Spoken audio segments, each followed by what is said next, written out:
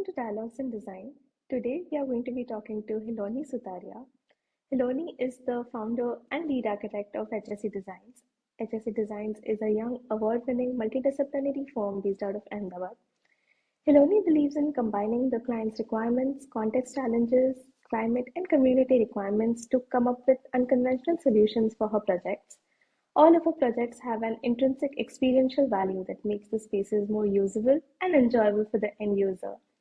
The solution systems designed for the projects are derived upon after extensive research into the user's patterns, functions, and interactions.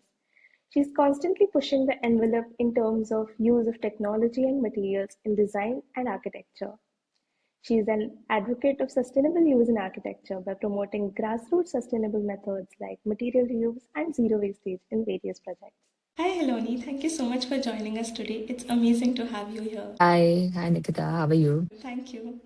So, Hiloni, today your work has a very clear identity. It is rooted in material, research, and sustainability. When did this way of architecture start for you?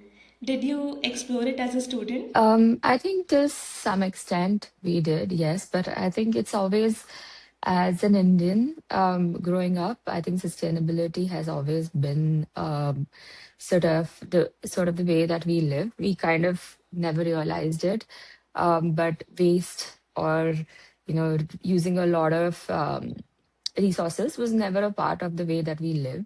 So I think some part of it comes from there. And also when I started my practice, when we started HSC Designs, I think it was from the very first few projects, it was very clear that we wanted to advocate as much the use of waste as possible and try and do projects which are zero waste. So some smaller projects we have done which have been zero waste, but the idea was to not create more um, material waste than we can. And also that sort of translates into how do we use it in a way that it is not just something which looks recycled, but something which is sort of renewed. That is really interesting to know. HSC Designs has a very strong identity. What are some core principles you never compromise on? What was your journey behind them? So I think it's been an exploration. Last 9 years has been an exploration, and such it's always an exploration. I think you're always learning new things and exploring new things as you go through the process of architecture and also life. But with some core principles that we kind of always stick to and we always follow are as much sustainable materials as possible. Try and advocate use of as much local or materials which don't create a large carbon footprint. Uh, Along with that, I think to stick to the clients, along with clients' functional needs, context cues, and climate cues. So if you see our work, there's not a very strong, in terms of what you would say, a visual direction, because it sort of depends on where we are designing and what we are designing it for. So that has been a very conscious choice right from the start, that it's not about any visual direction, but it's about the context cues and the climate cues. So, and also exploring materiality, we love exploring Indian materials. So a lot of our projects, most of our projects, stay away from very sort of shiny, fancy materials and stick more towards what's sustainable in that environment. So let's say if we do kota or kadapa, it's materials that are very sustainable or can be kind of used without a lot of maintenance in Indian context, especially Ahmedabad's context. So that's something that has been the core philosophy from the start. Wow, that's really interesting to know. How do you keep this ethos consistent across projects? Um, it's so till you are focused on the client's use case scenario and I think their budget and their sort of functionality, I think everything else falls into place quite easily. It's not a very difficult difficult task convincing the client to use these materials. I think there is a lot of more awareness as well now. It is not like before where people were not aware of what are the advantages of using these materials. So also kind of something that's an um, easy task to put them on board. But of course, exploring new ideas is always a challenge. But I think a lot of iterations and showing them that it works, that helps. So as you sort of explore more and more and they see that it actually works, they see old precedents of it working, they see sort of you when you are working through the project, they see that it is working, then they do get convinced. That's great. It's wonderful to know how you have gotten clients into sustainability and making such amazing designs with it. I would love to know a bit more about your workflow. What is the first thing you try to understand when a new project comes in?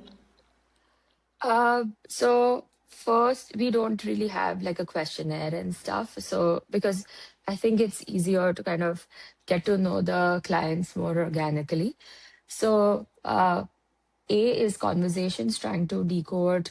So let's say if it is a residential project, trying to decode their lifestyle through conversations, or if it is a commercial project, trying to decode what exactly are they looking as their end goal in the business, or what is the business really like, or let's say we do a lot of healthcare projects. So what is the flow of spaces like, and what is the patient comfort and what is the patient experience? We focus on these aspects. So that's where we start with. These are the parameters that we start with.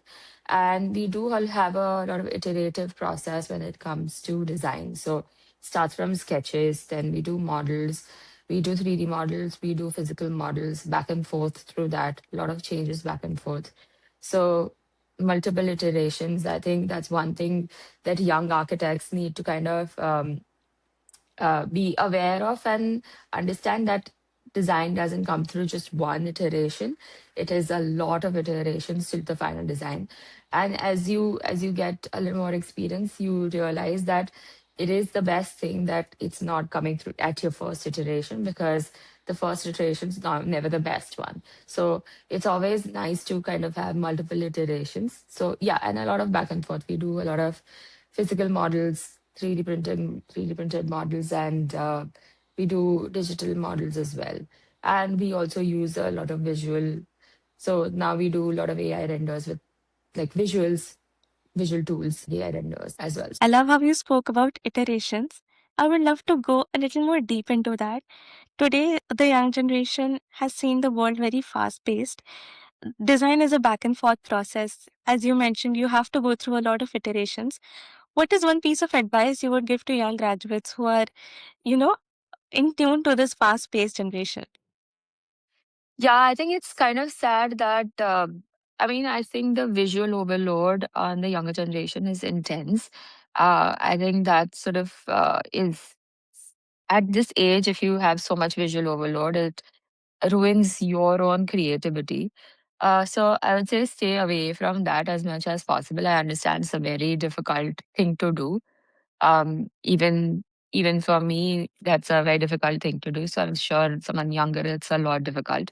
But at an age where you have to form your own perceptions and your own perspective towards life, I think it's so much more important to stay away from so much information overload, which prevents you from gaining your own perspective. So I guess less of Instagram and social media and more of like real life perspectives. I know that's I mean it's easy to say, but I guess one advice would be to read a lot more and to gain a lot more real life perspective when it comes to architecture and design. That is such valuable advice. Throughout this iterative process, how do you involve the client as well? This process of iterations research would take some time. This timeline has to be conveyed to the client in probably a different manner. How do you go about that? Yeah, I mean that's a tough challenge. I think everyone now wants everything very very fast. So project comes on, they want the first iteration in 1 week. So it's everything is super fast. So I think it's a balance. How do you kind of move faster through your own iterations, and how do you? Uh, I think the idea is to kind of make the client also an equal partner during this whole process. So they are also going through the whole process along with you. So they'll also kind of get an idea of why we're getting, we're doing these iterations to get better. And definitely that's a difficult task to convince them because it is it is a fast-paced world and everybody wants their result. And I get it from a business perspective that you do need certain things faster. It can't be a 6 months process where you're just sitting and exploring. Yeah, so I think it's a balance. It depends on projects. I think when it comes to Ahmedabad, residential projects are a lot more slower, so it's easier to do that in those projects. And also large scale projects also go a little slower. But then, there are projects we did in the urban park recently, and we had to finish the whole park, a 40,000 square feet park in 4 months. So they were asking for 3 months. We finished it in 4 months. So, I mean, when it comes to those projects, the iterations like that, sitting and thinking about it has to be concise, and that sort of becomes a lot shorter. So then we sort of usually what we do is we get a bit bigger team on it. So if we don't have enough hours, we have enough manpower. Wow, that is so interesting to know. You've been running HSC Designs for quite some time now. Is there anything you realized you focused on too much as a student or a young graduate that doesn't really matter in practice? Uh, I think so many things. I think so many things. There are so many things that they don't teach you, right? So they don't teach you how to run a business. There's no learning about finance. Now you also need to do content creation, which I'm sure I don't know if they're teaching in colleges right now. But you need to market yourself as well now. There's a lot of visual marketing. And these things are things that college doesn't teach. I think most of the things were things that we have sort of some way or the other took forward in the profession. We had subjects like psychology, uh, color therapy, stuff like that, which maybe we didn't understand at that time. Why was it important? But I guess as you as you go through your profession, you realize why that is important as well. So I don't think there was anything that there was a lot of like this cannot be done. I think that's changed now a lot because I also teach and I see that it's changed in colleges completely. But at that time, we had a lot of like, no, this can't be done. This is not possible. This cannot be made. I think that focus now has shifted, but there was a big focus that what can't be done. So yeah, that has changed now. So I don't think it's relevant for this context. But that was the only thing I think that you shouldn't focus on, like that negative thought process of why this can't be. Rather, I think take it in a positive way that okay, if your faculty is saying that this can't be done, try to find a way how it can be done. Sometimes it's not like they're saying that it can't be done. Sometimes they're saying that show me a way how it can be done.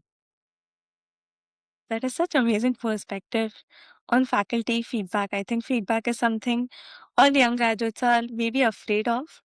Yeah. And I also love the perspective when you spoke about that at that point in time, you didn't realize that it's going to be important later on in life. There are many things that we are taught as students and we learn as young graduates, which we don't realize the value of at that point in time. What is some advice you would like to give to young graduates regarding this? Okay. So I'll take this from I guess a faculty perspective because that will be more relevant rather than my own experience as a student. Um, I think a couple of things that maybe students don't realize is one is I think iterations is one thing because if they don't realize how important it is to go through that whole process. Also, I guess studios are so concise in like a 4 month or a 6 month bracket. And whereas your project sort of goes on for years, so that patience and that perseverance is one skill that I would say is not taught in college, which I guess as you go to the practice, you kind of um, realize that. So, uh, for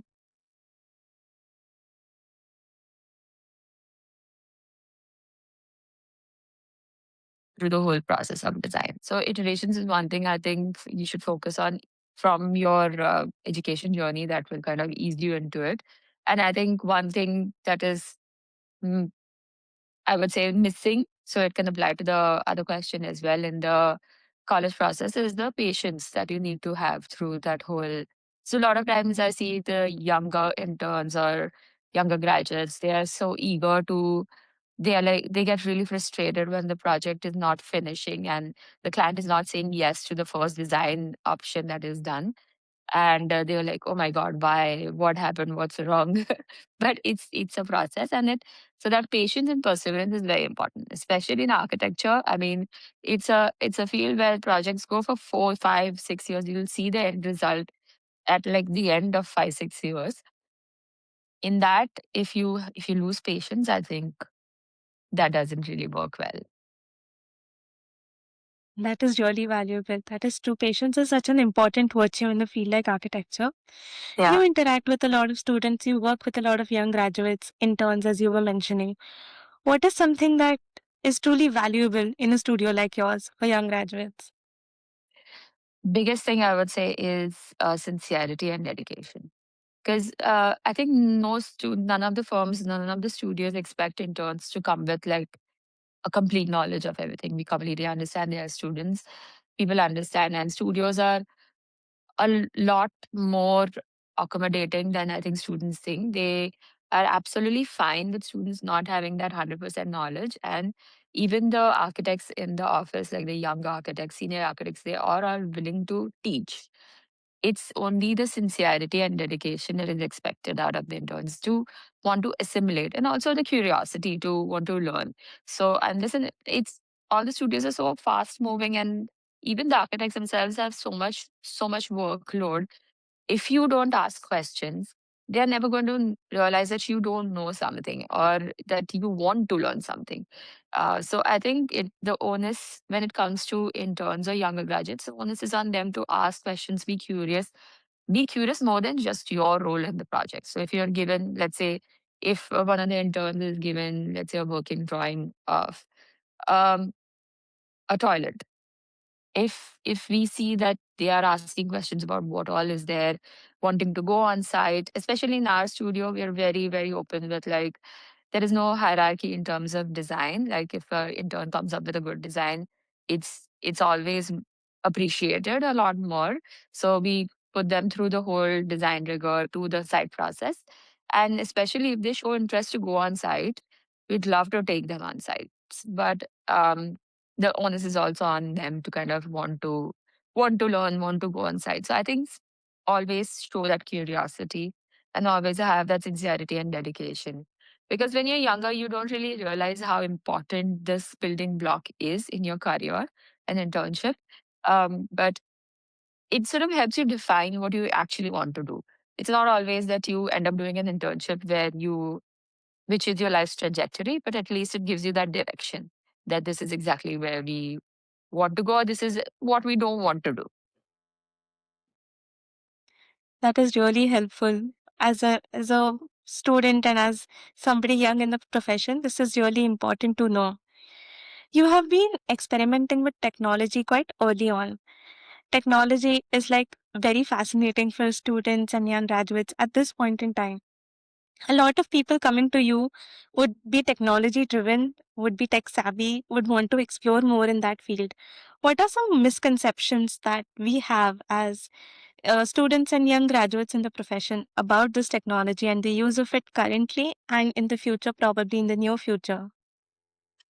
One, I think a big misconception is that if you know some tech, let's say if you know Grasshopper well, if you know Rhino well, that's the end. You know everything.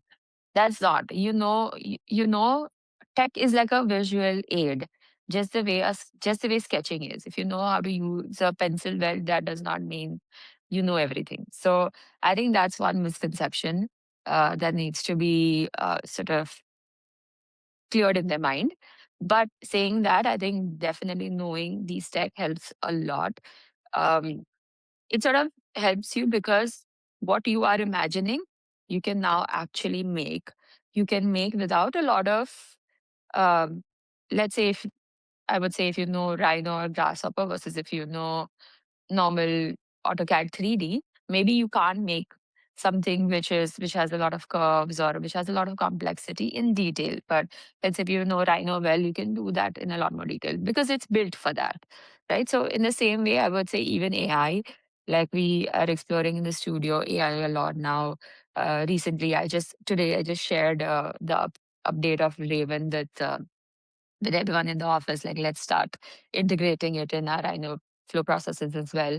And along with, we have been using it as a visual aid, like to create renders, to create better renders since a long time, to create more CGI renders, um, to create mood boards, stuff like that. Of course, it's not a design aid, it's more of a visual aid. So these what tech helps you with is to automate your workflow, is to make your processes easier, is to make your timeline shorter. So like it even ties into the question that you said about, clients and iterations. These sort of tools help to kind of make our timelines much shorter. So let's say if I want to give a concept to the client, I would just sketch and do it. In my mind, that sketch is enough, but the client really doesn't understand that sketch completely. Now I have the tools where if I've done 5 sketches and I sort of just translated through AI into more refined visuals, I can at least show the client what am I thinking and what are these 5 iterations that I'm thinking instead of what the process before would be. I have these 5 sketches, then I would we would sit together. Everybody would have their inputs on these 5 sketches, which is still there. Those input process is still there. But after that, they would have to sit and do Rhino models of it, or they would have to sit and do plans of it, and then the iterations would go forward to the client. Instead, now we are cutting it off after the inputs. We are cutting it at that process, and then we have these more refined visual tools which cut the timeline. So I think tech helps with timelines, but also it doesn't replace your creativity. So that's one thing that I think, one loophole with tech that I think younger graduates need to understand that it's very important to know it. It's also very important to know how to use it. Yeah, that's wonderful. That makes complete sense. It cleared so many of my misconceptions. You deal with a lot of young graduates. Uh, I think a problem that a lot of young professionals out in the field face are a lot of biases, invisible biases, being seen as only software people. As you mentioned, knowing the tools, Rhino, Grasshopper, but it is very limited to that, or not being trusted in meetings, or being told to wait for few years to take any critical decisions. Did you deal with them early on in your career? What advice would you give to young professionals navigating this phase right now? That's going to happen. I mean, there are biases of age, there are biases of gender, there are biases of, I mean, it's not going to change anytime soon, right? That's very cynical, but it's not going to change anytime soon. If you're younger, you are looked at with a critical point of view where they do think that, um, and somewhere an experience also sort of helps. I'm not saying that it's the only way. I'm not saying anyone who's younger will not know the answers, but from a client's perspective, I understand because architecture is not something where you are spending like thousands or lakhs. It's something where you're spending crores of rupees, right? It's their hard earned money. So I get why their hesitation is there. But I feel like, when you're younger, don't say no to projects. So start with whatever's coming at you. So interiors projects, everyone does that. Everyone has to go through that rigor of like doing a lot of interiors projects. But I think that will also help you refine your own thought processes in a smaller scale. Because when it's a smaller scale, you can also experiment more. So if you see our very early projects, we have done this residence, which is 100 square feet, right? 100 square feet, one room. We have done that extension, sort of like an MS structure, which holds and generates. So 100 square feet is very small footprint, but also it gave us a chance to explore something that was something that people didn't really imagine. It was in 2015, people didn't really imagine an MS structure which folds that can be built. I think the contractor was there on that project, the project manager and contractor. They, went through, like, they were like, are you really sure? Are you really sure you really want to do this? And because I think one perspective with younger architects is also like when you start out, you have this fresh naivety. Like, I can do this. Why can't I do this? Like, I don't think there's anything difficult in doing it. So that naivety which is there, that will help you. So don't push that down. Don't be like, okay, no, no, no, I can't do this. I'm scared. Just let it take over that I can do anything. Like, there's nothing that I cannot do. I started with that. Why can't it be done? Like, my perspective was never that this can't be done. Now I'm a lot more in tune with budgets and stuff. So somewhere that thought process, still I try to preserve that naivety as much as possible. But yeah, at that time it was like, why can't this be done? So if you see our early projects also, there's a lot of, like, they're very, very small, but there's a lot of exploration. So uh, I think that's one thing. So when you're younger, you'll get smaller projects, but don't say no to it. Don't think that, okay, I will only wait for the larger projects. I'm not getting larger projects because there's a bias. There's going to be a bias. There is going to be a bias. There's going to be age bias. There is going to be a gender bias. Gender bias has not changed too much in architecture. I see it's almost eliminated in interiors, but in architecture, it's not changed. I would not even say 50% from when I was practicing. So, I mean, so this is 9, 10 years ago when I started, where if I would go on site, they would tell me on my face that you're a woman, you wouldn't understand all this. Um, and it's evolved now. Now they don't tell me that on my face. Now they talk behind my back, but it's evolved to at least being that civil, where they would, but this, even 2, 3 years ago, on one of the projects, the project manager told me that, oh, I don't think you can go on so we had to go and check the slab. So he's like, I don't think you can, it's not for you to, go on the roof and check it. So these sort of biases, it's how you navigate through it. Um, I'm not saying you have to tolerate it. Absolutely not. You don't have to tolerate it. It's just you need to know how to navigate through it. Because it's there. It's a reality of the world. It is there. Gender bias is very much there. And even like age bias, visual bias, all of these things are there. It's not going to change anytime soon. Right. I hope it changes. I hope it changes. I am positive that will change because it's changed a little bit in the last 10 years. But it's something that, so I think take any project that you're given and try to give it to your 100%. That's how you can move through it. That is wonderful. Yeah, the reason for asking this question is because you have spoken a lot about gender bias and you yourself started your firm quite young.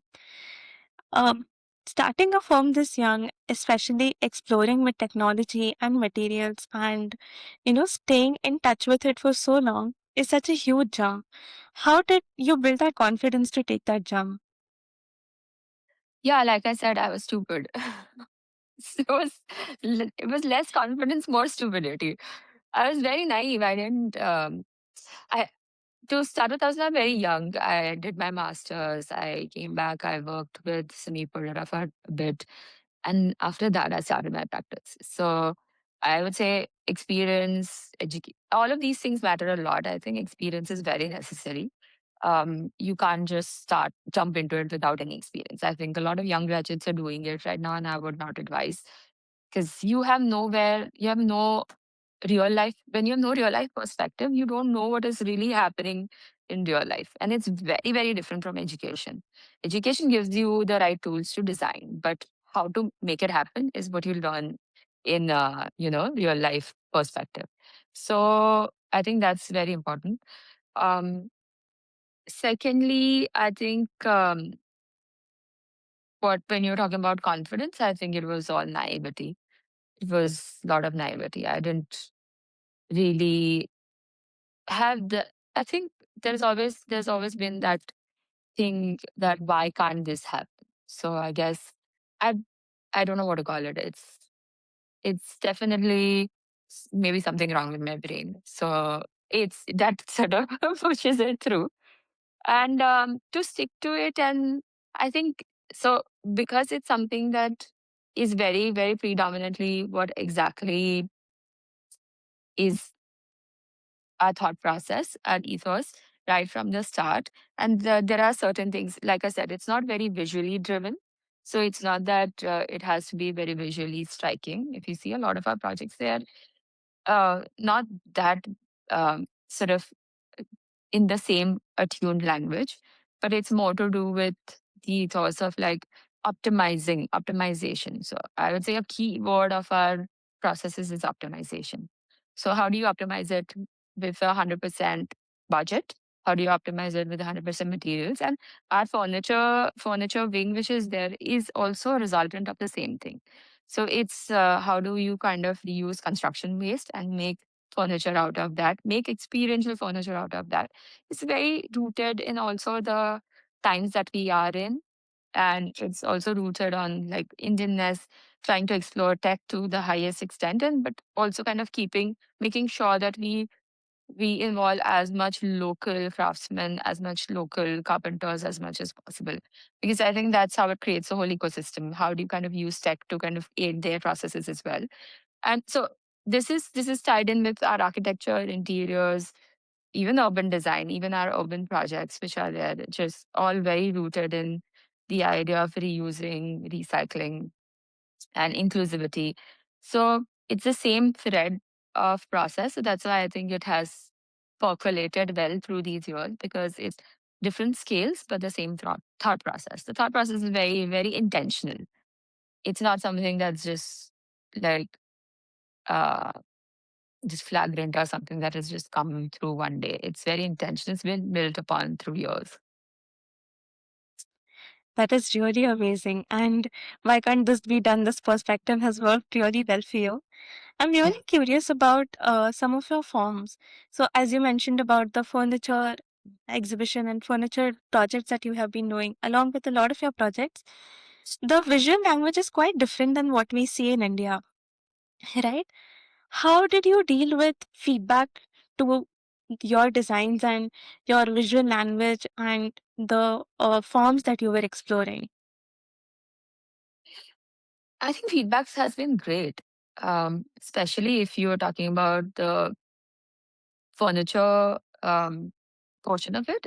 So the furniture portion, the visual, because I think they are very experiential. So if you maybe see a photograph, you don't realize how much of an experience this is, but people who have actually used the piece, I think, so when we did our first exhibit, uh, they were, so when people came to kind of visit us, they were kind of very hesitant to be like, okay, I don't know why have you done these curves. And as soon as they sat on it, they realized how anthropometrically sound this is. So why is it done is has a lot of rooting in anthropometry.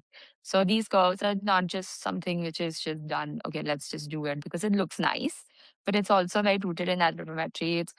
I think it's the first idea to it is how do you make it in a piece where a lot of people can come together and conglomerate. So it has a lot to do with an aspect of getting together, making a space where people can sit together. And there were not a lot of, so what we had experienced in our projects was there's not a lot of outdoor pieces which can sustain Indian climates well. If you see a lot of these outdoor sofas and stuff, they don't sustain. Um, if I talk about Ahmedabad, there's a lot of monkeys, there's a lot of peacocks.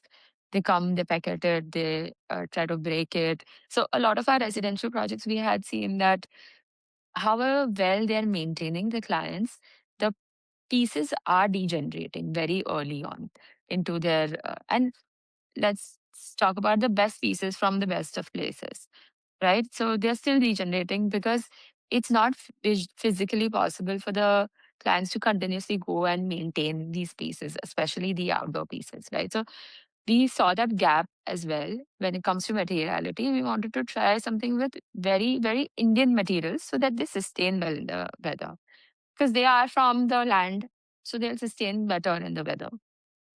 So one aspect of it was that, and the other aspect is anthropometry. So when people actually experience the piece, they realize that okay, this is not something which is just flippant. This is not just, okay, let's draw something and make it, but it is very rooted in anthropometry and the use case scenario. So I think that's when the feedback is really good. And Yeah, we are not used to seeing such type of forms in, especially in India. It is still a lot, there's a lot of experimentation going on in that context. So seeing different forms might lead to some hesitation or some different kind of perspective. So did you encounter any of it? And what has been your approach to experimentation in sort of different forms other than what we have been seeing till now? there is a hesitation, but like I said, I think it's the only way to kind of encounter it is when people really experience it in person. And because our pieces are much larger, they are more geared towards institution scale, where people actually do want to experience it before, kind of. So they have sort of sat on it, they have experienced it, they have seen it in spaces for a couple of years, and then kind of trusted it. So and also larger and mid-size as well.